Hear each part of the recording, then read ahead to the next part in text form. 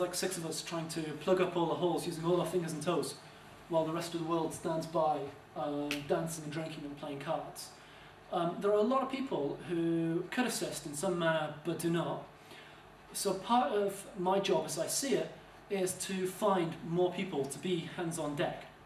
These can be experts with 20-something years experience in a given field, or they can be a complete layperson who has no prior background in anything related to cryonics, but it has something to bring to the table, no matter whether it's an extra pair of hands, or whether it's that they're good with money, or whether that it's that they have good communication skills. You know, anybody really with any set of skills can be used to further this field. So we have basically been endeavouring to attract more people power to our organisation, and indeed our membership numbers have increased as well, which is helpful because it's more hands on deck and it's more money.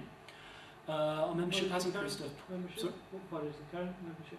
Not very high. I don't have the figures on me, but 20-something paying members, of whom about half of those form the standby team, so we could probably rely on about half a dozen people in case of an emergency, bearing in mind that some people may not be able to make it. That is to say, you know, somebody is out of the country, or somebody is engaged in something that they literally cannot leave to attend the situation. So 20-something paying members of Cryonics UK, a lot of peripherals, and about half a dozen people on a suspension team. Sorry? By peripherals you mean?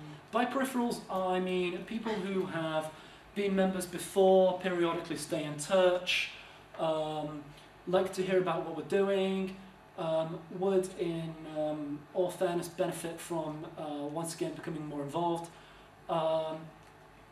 People who would be very, very welcome to be back on board now that things have changed. So that's what I mean by peripheral members in that case. Also, we do network more now. A year ago, there was a lot more people than there are today who didn't realise that there was a standby suspension organisation in the UK. Now, I'm not even sure how I found that Cryonics UK exists, but it took me quite some years of being involved with cryonics before I realised it was there. I mentioned this to somebody recently at the last Cryonics UK training, and he said, well, it's really easy. You type in Cryonics in UK into Google and it's there on the top slot. Now it is. But that wasn't always the case. So we are gradually growing in numbers, and that is hugely beneficial to our organisation. That is quite a significant thing that's occurred over the course of the past year. Money matters. A few things have changed. Our income has increased because more members means more money. Fees and expenses restructured. Our fees are now slightly higher. Not much higher, but slightly higher. And obviously that means more money as well. However, what we have is a tiered membership system whereby if people are agreeing to take on training and form part of a suspension team to assist in an emergency, they have a reduced rate. Additionally, we have discount for people living in the same house, so that's not as relevant. We used to make there be a fee for attending the meetings, and then we used to give people a free dinner in the restaurants on the house on a Saturday night. We have Saturday, Sunday trainings. The idea of the fee to attend the meetings was to cover costs, and the idea of the free dinner was to give people an incentive to come along. But I thought, hang on a minute, if people are going to spend what is generally going to be you know, a fair amount of money for a weekend because of transport costs, a hotel, things like that, to come and attend training, they're really not doing it for the free dinner. They actually are doing it because they want to come to the meetings. So let's scrap that incentive because it's not really that helpful. And since we scrapped that incentive, you know, why are we penalising people financially for coming to the trainings by making an attendance fee? So we scrapped the attendance fee.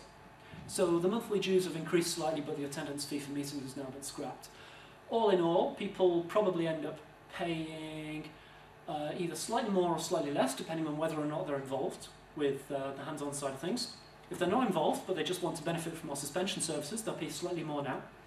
And if they are involved, that is to say they're willing to come to the meetings and form part of the team, even if it is literally just holding an oxygen cylinder or taking notes, then they're paying slightly less now than they used to. So that's been a pretty useful change. And additionally, capital decreased, but other assets increased over the course of the past year. Basically, the reason the capital has decreased is because we spent a lot of money, unusual expenses. We moved our headquarters from Peacehaven down south, on the south coast, to Sheffield up north. We reserviced the ambulance, gave it an overhaul, and we had the expense of shipping in this VM1, vitrification mixture 1.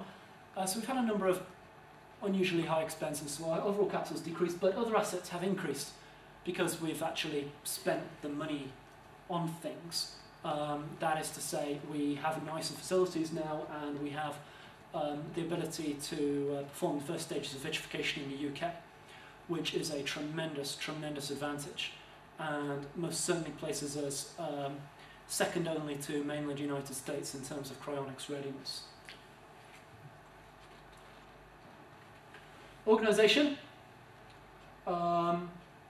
In theory, this is my job. When I say in theory, I end up doing a bunch of other things, as you've seen, a bit of a PR guy, handle some of the trainings, keep people in touch with people, etc. Now, my predecessor had a very interesting filing system that consisted of a Word document with the names, addresses, and phone numbers and email addresses of everybody who'd ever been in touch with him, without necessarily mentioning whether or not they were a member or a journalist or somebody he met on a train one day or things like that. So we've gradually pieced together more and more information on our own membership, helped a lot by our membership manager, who's not me. And also recently, this has not now been implemented, this is about to be implemented quite soon, a more comprehensive database. Some of you may know Theo Ibrahim. He kindly created this for us. We'll use either this or something quite similar to it. Essentially has, or as you can't see very much on the screen, but has a lot of patient details, medical records, life insurance and will information. A lot of chronicists pay for their suspension by life insurance. GP details, mutual aid network. GPs and local assistants are hugely relevant because they help cut through the paperwork, nightmare and red tape that may otherwise delay a otherwise good suspension. Database check, destination record is basically cross-referencing with NHS records where they're available.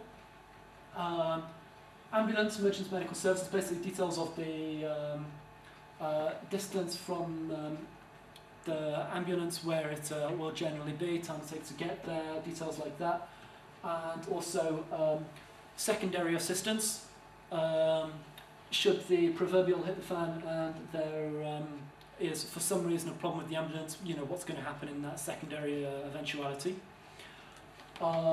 This will also next of kin details. Next of kin is hugely relevant in terms of cryonics cases. Cryonicists tend to get their next of kin to sign a next of kin waiver. That is to say, the next of kin says, in the case of so-and-so's death, I, as next of kin, hereby give permission for all the above to happen, because under UK law it's the next of kin who has say over whether or not these things go ahead.